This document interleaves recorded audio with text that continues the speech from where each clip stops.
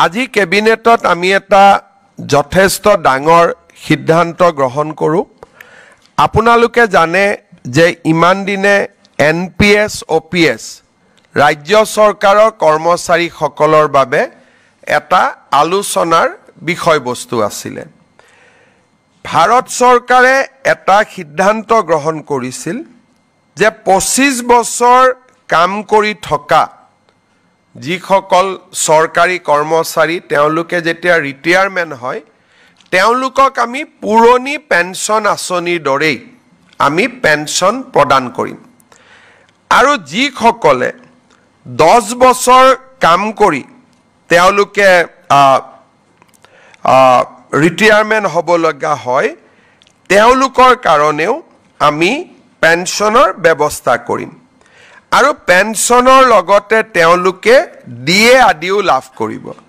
আৰু এই নতুন স্কিমটোৰ নাম দিছিলে ইউনিফাইড পেঞ্চন স্কিম। তাৰ মানে OPS আৰু NPS দুইটাৰে সামঞ্জস্য ৰাখি ভাৰত চৰকাৰে চৰকাৰী কৰ্মচাৰীসকলক নিশ্চিতভাৱে পেঞ্চন প্ৰদান কৰিবলৈ ইউনিফাইড পেঞ্চন স্কিম আৰম্ভ কৰিছিল। দেশৰ 4খন ৰাজ্যই ইউনিফাইড পেঞ্চন স্কিম এতিয়ালৈকে গ্ৰহণ কৰিছে। আজি আমাৰ ৰাজ্য চৰকাৰেও এই ইউনিফাইড পেঞ্চন স্কিম অসমৰ চৰকাৰী কৰ্মচাৰীসকলৰ বাবে এডপ্ট কৰে।